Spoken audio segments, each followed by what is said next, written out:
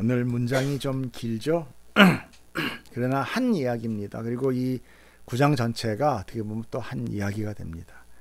자, 우리는 이제 8장을 끝내고 9장으로 왔습니다. 8장은 택한 백성에게 성령이 오셔서 그동안 묶여있던 죄의 법에서 생명의 법으로 옮겼고 하나님과 원수의 삶에서 관계에서 이제 화평의 관계로 바뀌었다라는 것을 이야기했어요. 그러므로 우리는 이제 다른 삶을 살게 되었다. 어떤 삶이냐? 하나님의 자녀의 삶이다. 하나님의 자녀의 삶은 뭐냐? 영광과 함께 고난도 받는 존재가 되었다. 그런데 그 고난은 어땠습니까? 우리가 장차 받을 그 영광에 비할 바가 없다. 그러므로 우리는 어떻습니까? 그 고난을 충분히 감내할 자격과 그만한 또 능력을 하나님께서 부어주신다는 것이죠. 고난이란 우리가 아는 고생이나 고통이 아닙니다. 우리가 열심히 일해서 돈을 벌어 나의 가치를 높였다면 이제는 하나님의 영광을 위해서 기쁘게 고난도 참여할 수 있는 자가 된 것이죠. 이 모든 것은 우리 주 예수 그리스도가 죄의 저주로 죽음을 받아 육신을 어떻게 했습니까? 해방시키셨고 부활하셔서 생명을 주셨기 때문이죠. 자, 그분이 우리를 위해서 하나님께 중보하실 때 예수님은 누구였어요? 보좌 위에서 오른편에 앉으셔서 우리를 위해 중보하신다고 했죠. 우리는 그 하나님의 사랑에서 너희는 결코 떨어질 수 없다. 이 하나님의 사랑에서 너희를 끊을 자가 무엇이냐? 칼이냐 곤고냐 쭉 나왔지 않습니까? 이제 그 8장의 말씀을 여러분이 잘 기억을 하고 계시면 고맙겠습니다. 그리고 9장으로 들어옵니다. 자, 9장의 첫 이야기는 어찌 보면 이스라엘에 대한 얘기인가? 이렇게 생각할 수 있어요. 여러분, 사도 바울은 어느 민족입니까? 사도 바울은 유대인이면서 이스라엘 사람 맞죠? 그죠? 네, 이스라엘 사람이에요. 그러므로 그가 이스라엘의 구원을 원하는 것은 우리가 마치 가족 구원을 간절히 원하는 것과 동일한 거예요. 그렇겠어요? 안 그렇겠어요? 네.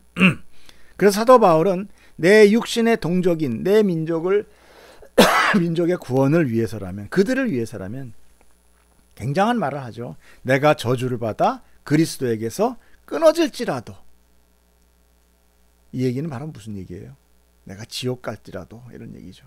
내가 지옥 갈지라도 내 가족들, 내 민족, 내 혈육이 구원받을 수 있다면 나 구원 포기하겠다.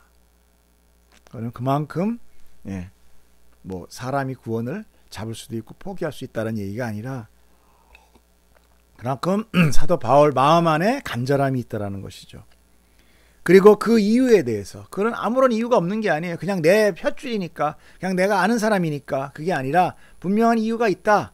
그 이유가 이제 4절 5절에 나오는 겁니다. 읽어보겠습니다. 그들은 이스라엘 사람이라 그들에게는 양자됨과 영광과 언약들과 율법을 세우신 것과 예배와 약속들이 있고 조상들도 그들의 것이요 육신으로 하면 그리스도가 그들에게서 나셨으니 그는 만물 위에 계셔서 세세의 찬양을 받으실 하나님이시라. 아멘.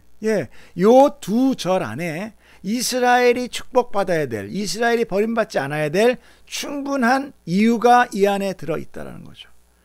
자, 우리도 구약 성경을 통해서 이스라엘이 아브라함의 혈통으로 택함을 받았고 하나님의 백성으로 이제 살아가게 되는 것을 보게 되죠. 이스라엘은 하나님의 인도를 받아서 나그네의 삶을 살았어요. 그렇죠? 자기의 고향 친척 아비집을 떠났잖아요. 그럼 나그네의 삶을 살았어요. 우린 자꾸 정착하려고 그러죠. 이 자체부터가 하나님으로부터의 이 부르심에 정반대의 삶을 살고자 하는 거예요. 우린 자꾸 정착하려고 그래요. 하나님은 계속 네가 익숙한 것에서 나와라는 거예요. 왜? 편안한 꼴을 보기 싫어서? 그들이 정착함으로 인하여 이제 그들이 스스로 자기가 신이 되고 스스로 자기가 안주함으로 하나님을 버리기 때문에 하나님은 이 세상, 이 죄 가운데서 정착하지 않도록 계속 하나님께서는 이동시키시는 거예요. 그리고 드디어 애굽의 노예 생활을 400년 동안 하게 하십니다. 그리고 또 출애굽 후에도 그들은 어디로 갔습니까? 홍해를 딱 넘고 나니까 비옥한 땅이 나타났더라. 이랬습니까? 홍해를 딱 넘고 나니까 어떻게 했어요? 광야의 삶이 시작된 거예요. 목마름과 배고픔과 거친 모래와 바람과 폭풍과. 여러분, 여러분의 삶은 지금 어디 있는 겁니까? 우리가 하나님을 믿는다고 한다면 구원을 받은 거죠. 그렇죠? 구원을 받았다는 건 뭡니까? 우리가 홍해를 건넜다는 거죠. 홍해는 뭐라고 그랬어요? 모세 안에서 구름과 바다 사이에서 뭐를 했다?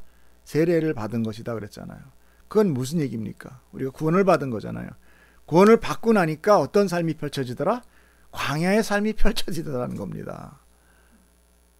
여러분, 근데 요 말만 우리가 잘 봐도 예수를 믿으면서 우리가 정말 무슨 뭐 삼박자 축복을 받고 승승긍긍하면서 뭐 바이올리나 켜져라 그냥 모차르트가 되겠다, 이거는 말이 안 되는 얘기예요. 이거는 성경을 전혀 모르는 거예요. 성경을 전혀 이해하지 못하는 거죠. 더구나 최종적으로 예수 그리스도가 어디서 나타나요? 이스라엘의 민족 그 혈통에서 왔다라는 것이죠. 예, 이것도 굉장히 소중한 겁니다. 너의 씨로 인하여 메시아가 오리라 말씀했으니까. 그래서 오늘 이 말씀을 근거로 오늘날 이 이스라엘의 회복을 위한 기도 모임이 있죠. 이스라엘 구국단체들이 있습니다. 하나님은 이렇게 먼저 택한 심자들을 어떻게 버리시겠느냐? 그들은 원래 본가지이고 우리는 접붙인 가지니까 우리가 구원의 은혜를 받았다면 그들도 결코 구원에서 벗어난 건 아니다. 우리는 그들을 위해서 중보하고 하나님께 매달리며 저들 구원해 주세요 그러고 죽어라 기도하면서 끝까지 구원해 줄 때까지 졸라야 되는 자들이다. 이게 의무다 라고 얘기를 해서 이스라엘을 가고 땅밟기를 하고 기도를 하고 막 이 신앙생활의 목적이 마치 이스라엘 구원같이 하는 분들이 굉장히 많이 있어요. 우리의 임무는 그들의 구원을 위해서 기도해야 된다는 거죠. 모든 신앙의 목적을 그곳에 두는 거예요. 난 이제 구원 받았어. 그러니까 쟤네 사람들 구원해야 돼. 이게 우리의 양심이야. 이게 선한 양심이야. 어찌 본래 본 가지도 아끼지 않았는데 어떻게 우리가 양심이 있지? 내가 구원받고 그 이스라엘의 구원 못 받는 걸 어떻게 그냥 눈 뜨고 쳐다볼 수 있어? 이건 너무너무 뻔뻔한 거야. 이런 거죠. 나는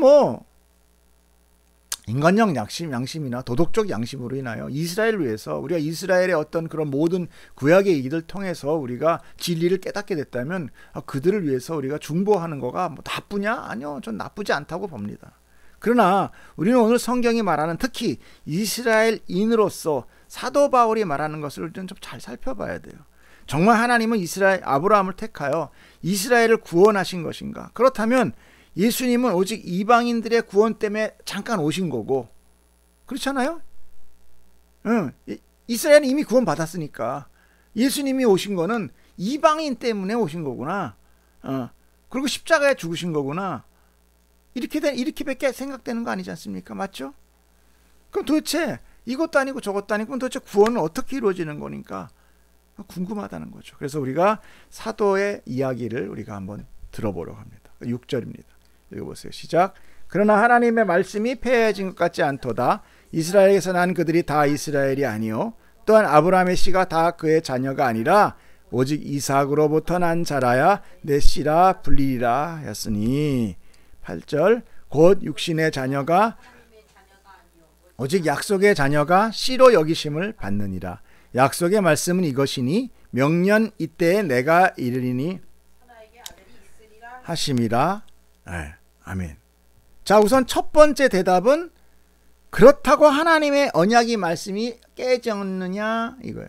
자, 이스라엘이 구원을 못 받았는데 그렇다고 해서 그럼 하나님의 언약이 깨진 건가? 아니네 이거예요. 아니다라는 거죠. 왜? 그 안에 이야기를 정확하게 우리가 본다면 절대 아니다라는 것이죠. 자, 언약은 그럼 어떤 거였느냐? 하나님의 언약은 뭐였느냐? 하나님은 아브라함에게 찾아오셔서 언약을 맺었어요. 알죠? 내가 너에게 씨를 주고 그 씨로 번성해요. 바다의 모래알같이 하늘의 별과 이런 얘기 하셨잖아요. 자, 그 언약은 바로 씨였어요. 씨, 자손이었어요. 내가 그 씨를 주리라. 근데 시간이 흐르고 아브라함이 아무리 지나도 씨가 안 나타나네. 씨는커녕 아무것도 없네. 그러다가 사라는 이제 경수가 끊겼어요. 아브라함도 이제는 많이 늙어가요. 근데도 아무런 뭐 별다른 얘기가 없는 거예요. 여러분, 이럴 때 우리는 참 혼돈의 시간을 갖게 됩니다. 하나님의 이 언약인 줄 알고 붙들고 왔는데 이거 이제 와서 버리자니 그렇고, 붙들고 가자니 이거 바보 같고, 이거 아무런 적인 없고. 자, 이렇게 고민할 때 사라가 이제 아브라함에게 제안을 합니다. 여보, 당신 말이야, 정말 하나님이 우리한테 아기를 준다고 그거를 믿냐? 이런 거죠. 이러다가 자칫하면 우리가 대끈 끼어요. 대끈 끼어. 정신 차려요. 믿음도 믿음 나름이지. 이렇게 해서 우리가 그냥 이렇게 무작정 말이야, 이렇게 우직하게 이렇게 있으면 나중에 누가 곤란하겠어? 하나님이 곤란해져. 야, 내가 얘기 한마디 했다고 너희들 그렇게 그냥 두 손 놓고 맹하니 나만 쳐다보니 이럴 거 아닙니까? 그러니까 괜히 이렇게 뭐 나중에 더 심해서 이게 끊어지지 않게 좀, 이제 나는 이제 폐경됐어. 그는 이제 더 이상 가다 보면 당신도 이제 끊겨. 그러니까 어떻게 해? 내 몸종 알죠? 하갈. 걔는 나랑 똑같은 애야. 그냥 내가 걔를 당신한테 첩으로 줄 테니 그 몸에서는 이렇게 사람이 이렇게 유두리가 있어야지. 아유, 좀 생각 좀 하고 살아. 이렇게 해서 딱 얘기를 한 거야. 그랬더니 아브라함이 그거 굉장히 그럴듯한 얘기네. 그리고 그래서 그냥 묻지도 않고 따지지도 않고 그냥 바로 이렇게 하갈을 통해서 이제 아이를 낳게 됩니다. 그래서 아이가 이제 딱 탄생을 해요. 그 아이가 이름하여 이스마엘. 그러므로 이스마엘은 하나님이 언약을 맺어서 그 언약으로 잉태한 것이 아니라 사라와 아브라함의 믿음의 노력, 믿음의 노력으로 아주 그냥 헌신이죠. 사라가 자기 몸종을, 그 젊은 몰종을 남편한테 줄 때 그 여자의 마음이 얼마나 참 그렇겠습니까? 그런데도 그걸 주고 또 아무튼 그렇게 해가지고 노력을 해서 낳은 결과.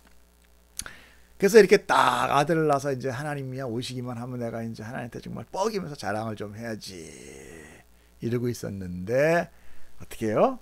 하나님께서는 이렇게 딱 이 사건, 아브라함의 이 사건 이후에 나타나지 않으십니다. 침묵하세요. 하나님의 침묵은 분노고 실망이셨어요. 아브라함이 이스마엘을 낳았을 때가 성경은 뭐라고 하냐? 86세였다 그렇게 해요. 그리고 99세가 될 때까지 하나님은 그의 앞에 나타나지 않으셨으니 장장 13년 동안 침묵하신 거예요. 여러분, 우리가 지금 우리 생활을 하면서 정말 여러분 하나님의 음성 듣고 살아갑니까? 여러분 하나님의 음성 듣고 살아간다 그러면은 이 13년이라는 게 얼마나 긴 시간인지 여러분 상상할 수가 없어요. 예를 들어서 우리가 어떤 나라를 갔는데 가이드 없이 13년 동안 돌아다녔다는 거예요.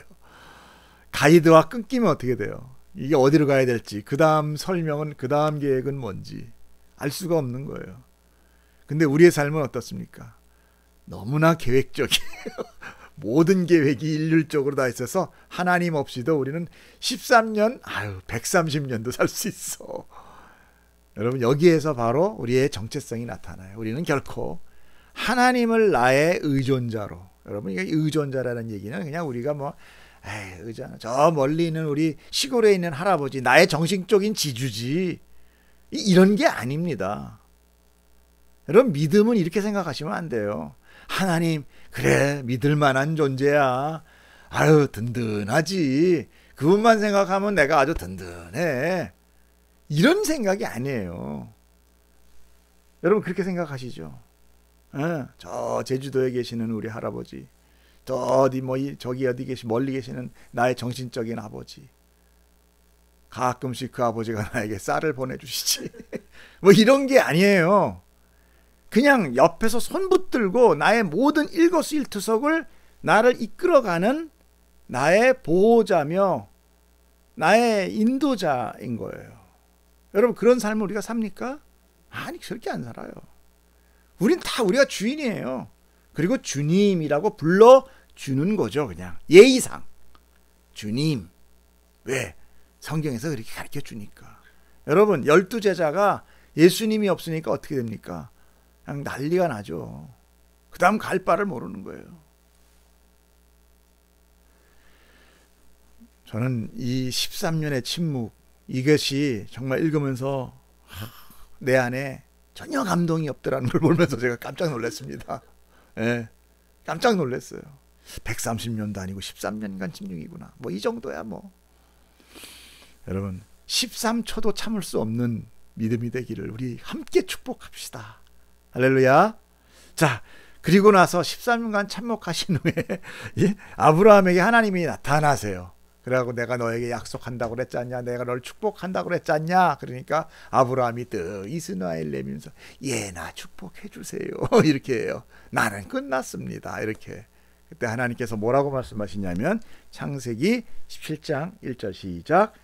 아브라함의 99세에 여호와께서 아브라함에게 나타나서 그에게 이르시되 나는 전능한 하나님이라 너는 내 앞에서 행하여 완전하라. 이 얘기가 뭔가요? 이제 다시 통성명하는 걸까요? 나 하나님인데 나 하나님이야 이거예요? 예, 전능하신 하나님, 전능하신 하나님. 이건 아브라함에게 정말 하나님이 자신의 정체성을 다시 한번 가르쳐 주는 거예요. 전능이 뭡니까? 모든 일을 다 행할 수 있는 능력을 의미하는 거예요. 전능이란. 그러므로 아브라함에게 하나님에 대해서 너는 나에 대해서 너무 모르는구나. 난 전능한 하나님이야. 네가 그렇게 안 해도 돼. 너는 나를 오해하고 있었어. 이런 거죠. 그러면 내가 행할 수 없는 것은 없다라는 것이죠. 그러니 네가 내 대신 그렇게 노력해서 이스마엘을 내가 너와 맺은 언약의 열매라고 지금 나한테 들여미는데 이게 말이 되느냐? 좋다. 네가 여태까지 이제 내 언약을 네가 행하겠다고 하느냐? 그러면 좋다. 이제부터 너 완전하게 해봐.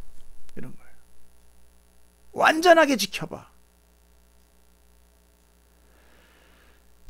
또는 이런 거죠. 너 제대로 못해?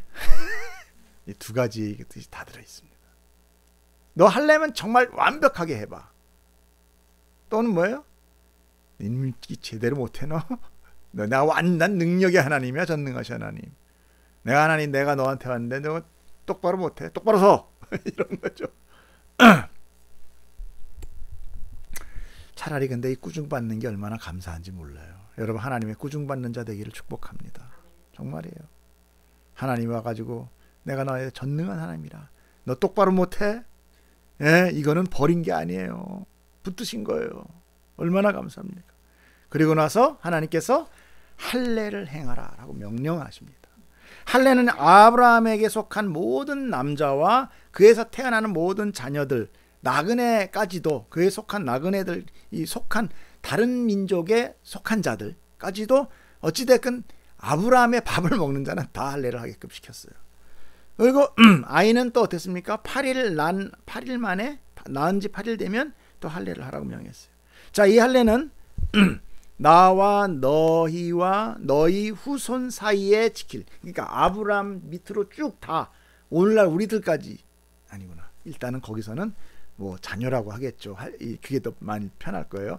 아브라함 밑으로 태어나는 모든 자손들과 맺은 하나님의 언약이다. 이게 언약의 징표야 라고 준 거예요. 자, 근데 할례라는 것이 무엇이냐? 할례라는 지금 오늘날 포경수술 같은 거예요. 남자들이 받는. 그러나 그 내용은 남성의 성기를 자르는 것, 표피를 자르는 거지만 사실 이건 모형인 거고, 성기를 자른다는 건 뭐예요? 더 이상 생산하지 못한다는 거죠. 결국은 멸문을 얘기하는 거예요. 넌 끝났어. 그러니까 그 사람 하나 죽는 게 문제가 아니라 장자의 그 할례를 정한다는 것은 그 밑으로 아무런 자손이 없다라는 거예요. 자, 원래 이 언약이라는 히브리 단어가 베리트라는 단어라고 제가 설명했을 거예요. 이게 자르다라는 거거든요. 그래서 하나님과 아브라함이 언약을 맺을 때 어떻게 했습니까? 그 동물을 쪼개거든요. 쪼개가지고 그 언약 당사자 그 사이를 지나가면서 꼭 약속 지키자. 약속 못 지키면 이렇게 될 거야. 죽음을 맹세한 언약. 이것이 이제 그 베리트라는 건데, 하나님께서 할례를 명하시는 것은 하나님의 언약을 깨뜨린 아브라함에게 다시 한번 하나님의 언약을 어떻게 하고 있어요? 지금 갱신하고요. 언약 깼잖아요. 이스마엘의 언약을 깬 거예요. 하나님의 언약을 이해하지 못했든 어찌됐든 무식했든 하나님이 약속을 맺은 걸 때 지가 떨렁 내밀었잖아요. 그러니까 결국은 아브라함이 이 약속을 깬 거나 마찬 거나 아니면 잊어버린 거나 마찬가지죠. 그렇기 때문에 하나님께서는 언약을 다시 갱신합니다. 내가 너하고 다시 언약해. 잘 생각해. 또 똑바로 서. 똑바로 들어. 이러면서 언약을 갱신한과 동시에 뭐예요? 너 정말 그러면 죽어. 너 또 그러면 죽어. 이런 거예요. 죽음을 표징이에요. 이후 아브라함의 자손이 이 할례를 행할 때마다 뭐예요? 아브라함이 이스마엘을 낳았던 그것을 기억하는 거예요. 아, 언약 깨뜨린 자구나. 그래, 하나님의 언약을 깨뜨리는 자구나를 기억을 해야 되는데 그 시간이 길러 지나가다 보니까 나중에 유대인들이 어떻게 합니까?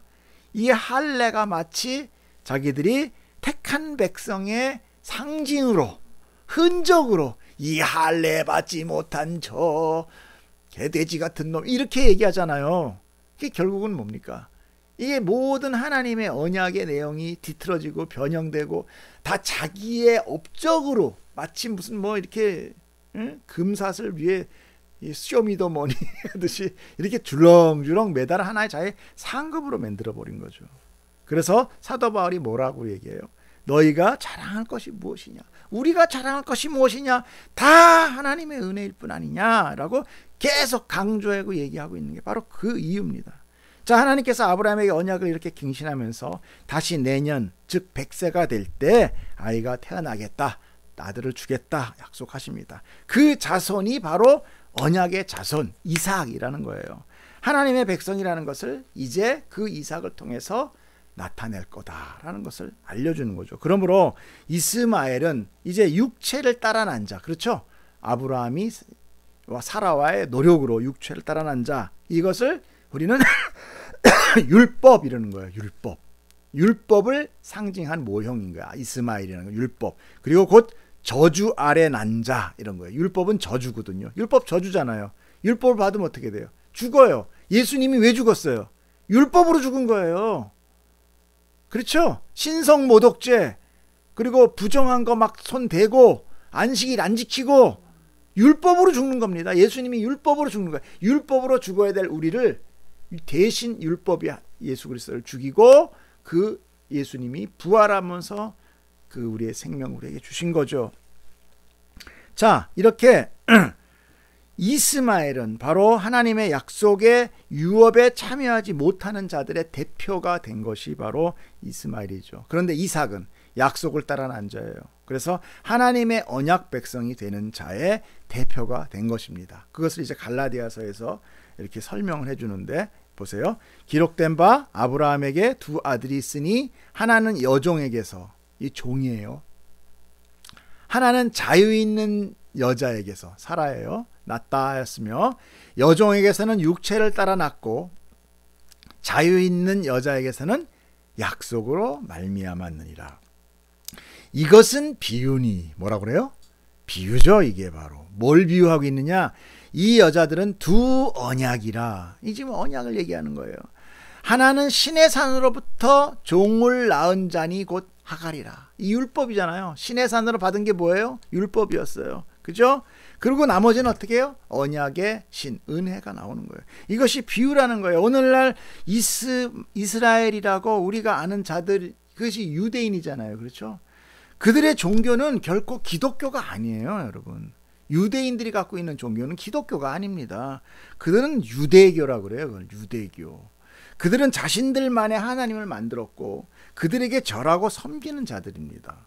비록 유사하게 시작됐다 해도 그들은 분명히 다른 거예요. 그들은 모세가 하나님께 시내산에서 계명을 받으러 받으러 올라간 그 시간이 있어요. 산에 올라가서 한 달 동안 모세가 정욕을 감춰요. 그러니까 밑에서 기다리다가 답답해가지고 어떻게 해요? 우리에게 하나님을 누군가 하나 모세가 없어졌으니 모세 분명히 저 산에 가서 죽었어. 그러니까 우리 하나님을 이끌어갈 우리 하나님 만들어. 그래서 금붙이를 붙어서 금송아지가 아니라 금소입니다. 소. 이게 소가 신이라는 뜻이거든요. 그게 신. 그래서 금송아지 만드는 거지. 꼭 송아지를 만들었다는 것이 아니에요. 그게 신이라는, 히브리서의 그 신이라는 의미가 소예요. 그때 산에서 하나님께서는 어떻게 하고 있었냐? 그와 동시에 이 한편, 산에서 모세는 하나님으로부터 계명을 받고 있었어요. 10계명을 받고 있었어요. 근데 이 아래서는 금송아지 만들고 있었단 말이에요. 그러니까 이 얘기는 뭐냐면 계명을 받는 그 순간, 아니 그 이전부터 이미 유대인들은 하나님의 이름을 부르고는 있지만 사실은 어떻게 해요? 우상을 섬기는 자들아. 율법 그때부터 깨졌다는 거예요. 율법은 아예 처음 받기 이전부터 그냥 깨져나간 거예요. 왜? 나 외에 다른 신을 섬기지 마라 그랬잖아요. 그거 딱 깨고 나가는 거죠. 그래서 모세는 그 하나님으로 받은 율법을 골짜기 던져버려 깨버리잖아요. 율법이 깨진 거예요. 인간으로서는 율법이 깨진 겁니다. 하나님의 법은 깨어진 거예요. 더 이상 이제 그 율법을 통해서 하나님의 백성이 될 자는 없는 거예요. 그 후에 모세가 돌판만을 만들고 와서 처음에는 어떻게 하나님께서 돌판도 다 만드셨어요. 근데 나중에 어떻게 합니까?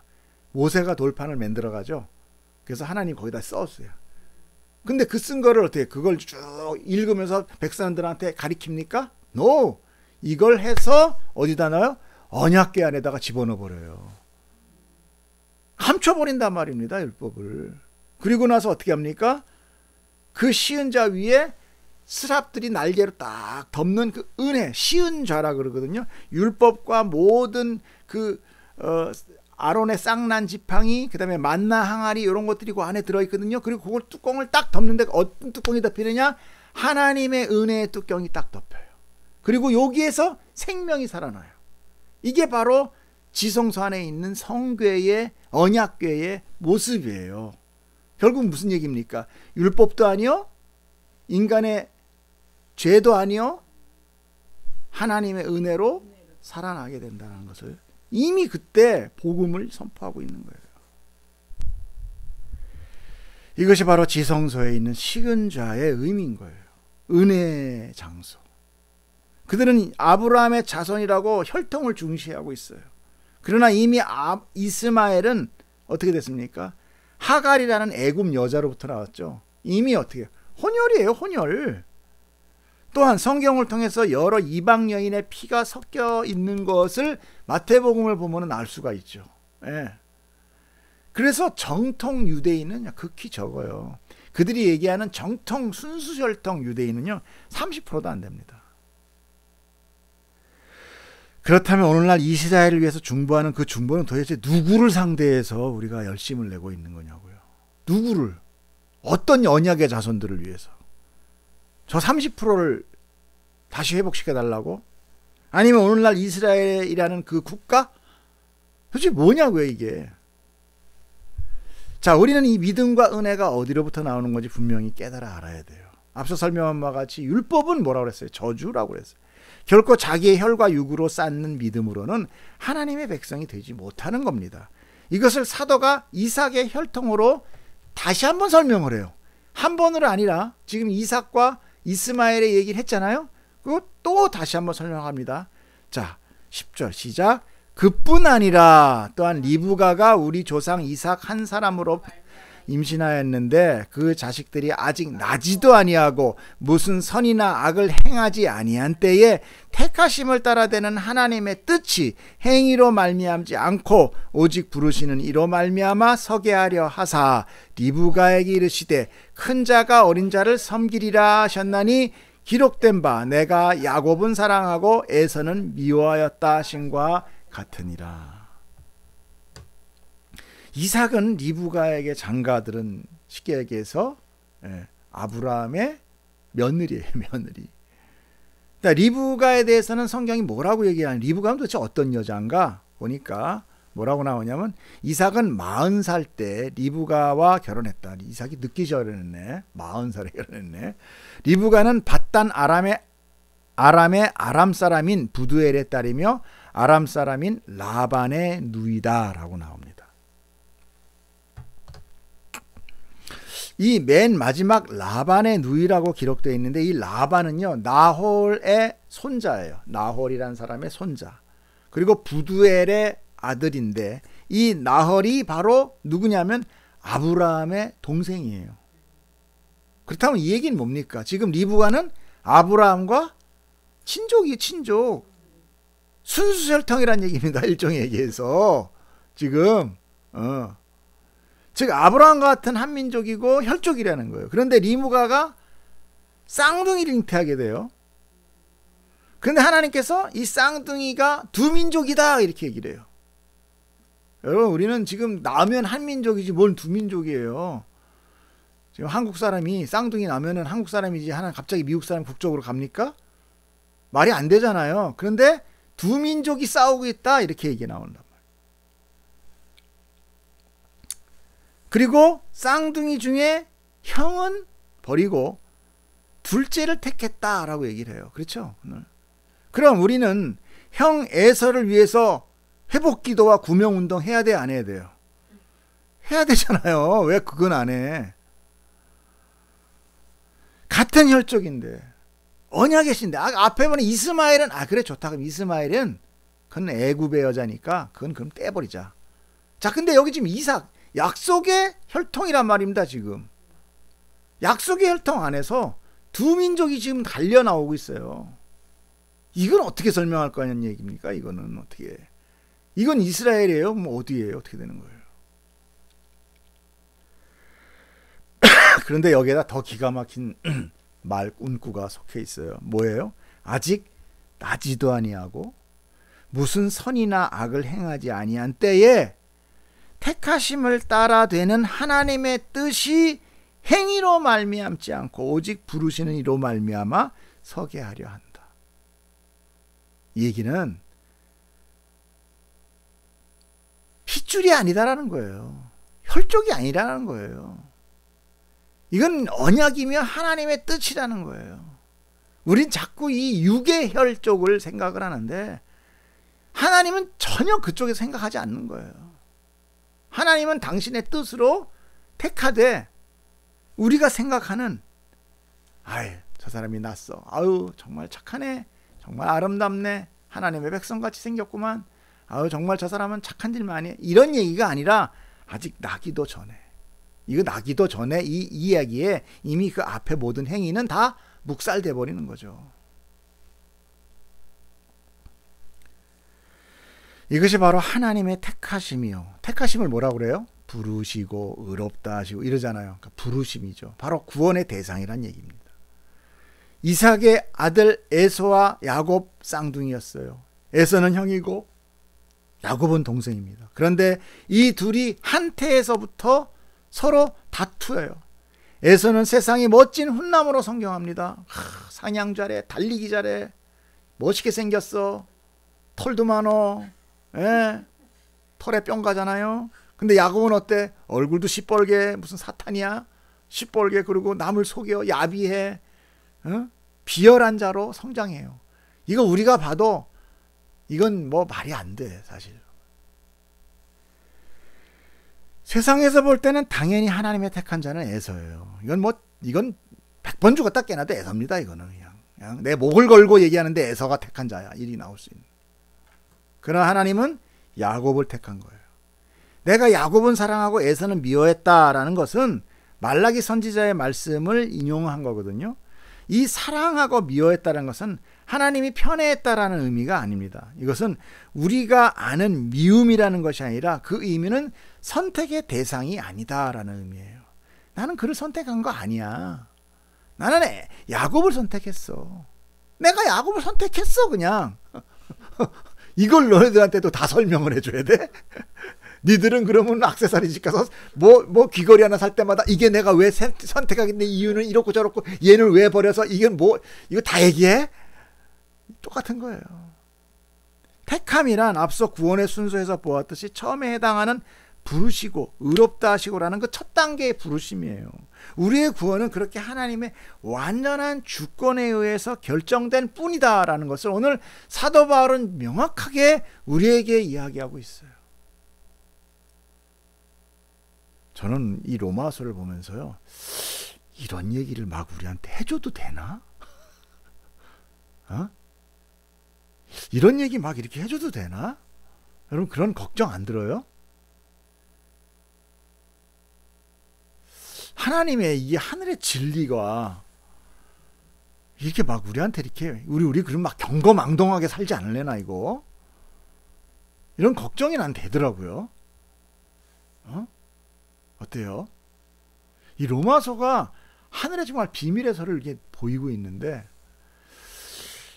자, 이렇게 행함이 전혀 필요 없다고 하는데 왜 굳이 그렇게 행한다고 하죠? 한번 보겠습니다. 아무튼 내가 볼 때, 우리가 볼 때, 저런 찌질이, 저런 사기꾼, 저런 못난 놈, 이건 다 세상의 기준이고 안목의 정형일 뿐이에요. 하나님은 하나님만의 선의 기준이 있다라는 것입니다. 그리고 그 기준으로 인하여 택하시는 거예요. 우리가 따질 수 없는. 이것을 사도는 이렇게 이야기합니다. 14절 시작.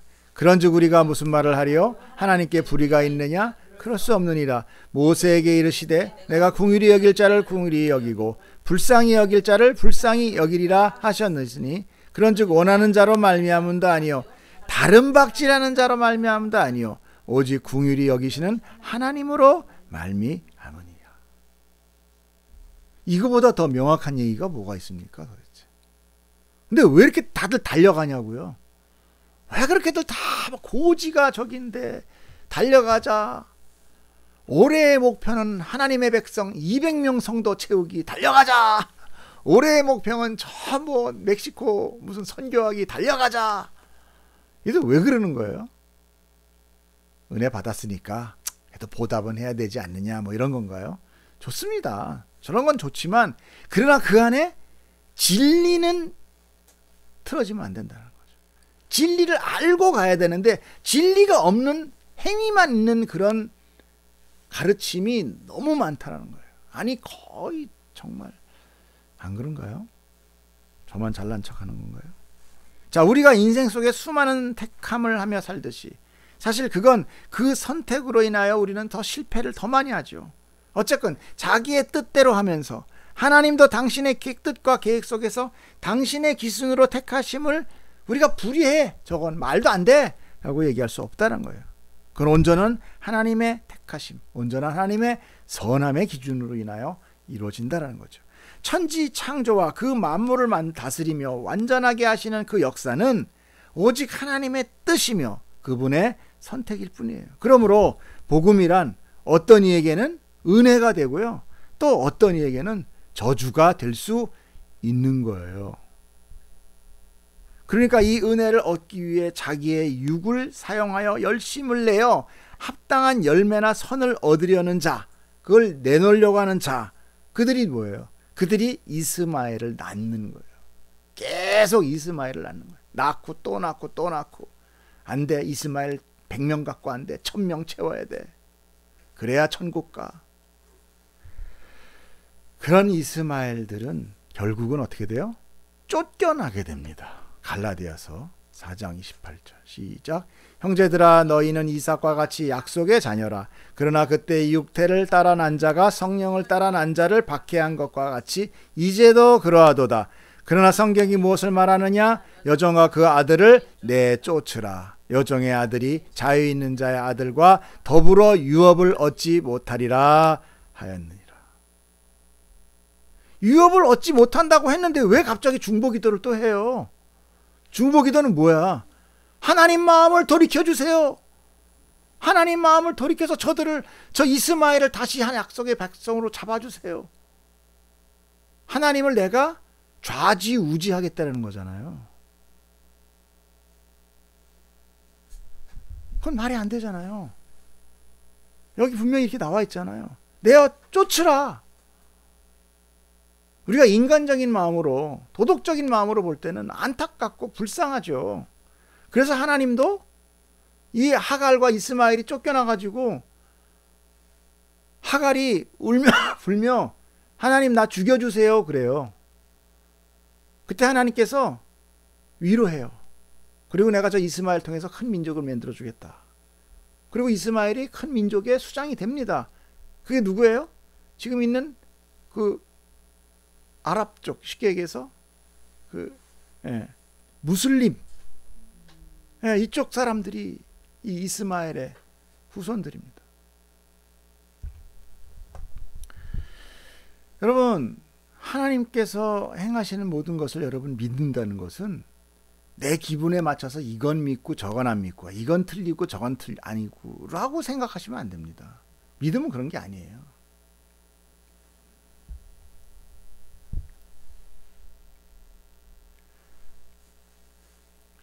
그러나 사람들은 어때요? 하나님도 내 마음대로 내 직성 풀리는 대로 움직이지 않으면 하나님도 우리는 거절해요. 거부해요. 그리고 내 뜻이 관철될 때까지 결코 꺾지 않습니다. 이것이 죄의 완악함이에요. 그렇게 해야 내 업적이 세워지고 그로 인해서 내가 두각되거든요. 나 이만큼 잘합니다. 자랑해야 돼요. 사람들한테. 우리 교회는 선교를 매년 내보내고 우리 교회는 100군데에 교회를 접고 이게 다 뭡니까? 저는 그게 나쁘다 하는 게 아니라 잘 생각해잖아요. 그 마음 뒤편에 앉아있는 게 뭐예요? 나 이만한 사람이야. 나는 훌륭해. 나는 자격 얻을 수 있는 자야. 이스마엘 또 에서 엄청난 훌륭한 자였어요. 야곱이 라반 속여가면서 세 떼를 잃어서 그 재산을 모을 때 에서는 그거에 비할 수도 없는 큰 부자였어요. 이거 너나 가져 이랬어요. 어마어마한 나라의 족장으로서 더 잘 승승장구한 거예요.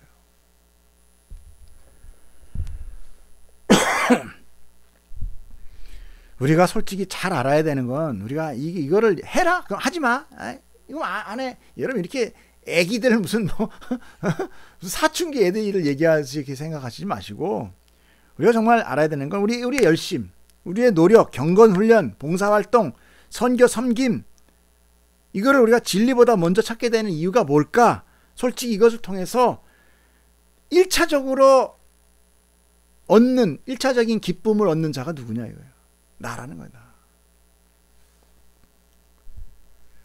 그러므로 다 자신이 하나님의 은혜에 합당한 열매를 맺겠다고 온 힘을 다해 노력하고 열심을 내고 있어요. 이거는 비성경적이다. 그렇게 해서 언약 백성이 되는 거 아니다라는 것을 분명히 사도는 이야기하고 있는 거예요.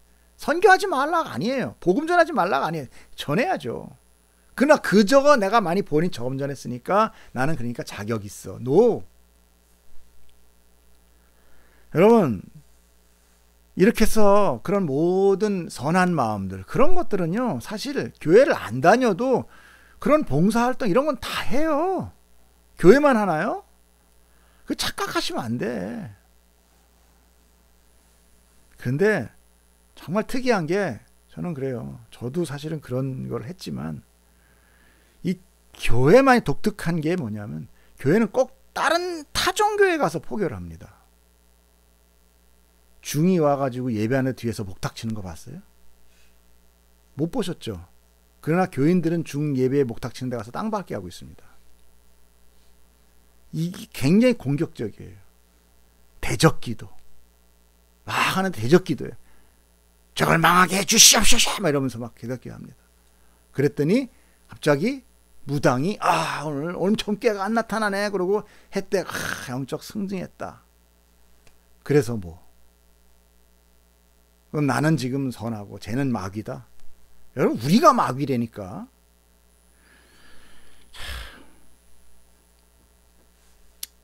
그런 거 영적 전쟁이 아니에요.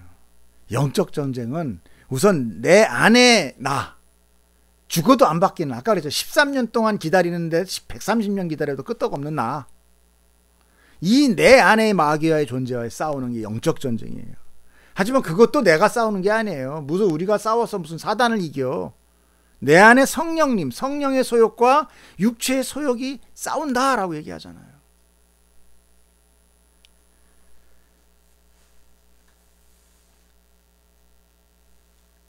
만약에 우리가 정말 사단을 싸워서 이길 수 있다면 뭐라 예수님 오셔가지고 십자가에 죽으세요? 생각을 한번 해보자고요. 생각을. 십자가를 쫙 내밀면서 이길 수 있어요. 자, 자기와 다르다는 이유와 마음에 안 든다는 것은 무조건 대적하는 것은 그건 옳지 않아요. 왜냐하면 세상의 모든 역사는 하나님의 뜻으로만 통치되는 것이기 때문에 그래요. 내 뜻이 아니라 누구 뜻? 하나님의 뜻. 그래서 그걸 17절에 사도는 이렇게 얘기합니다.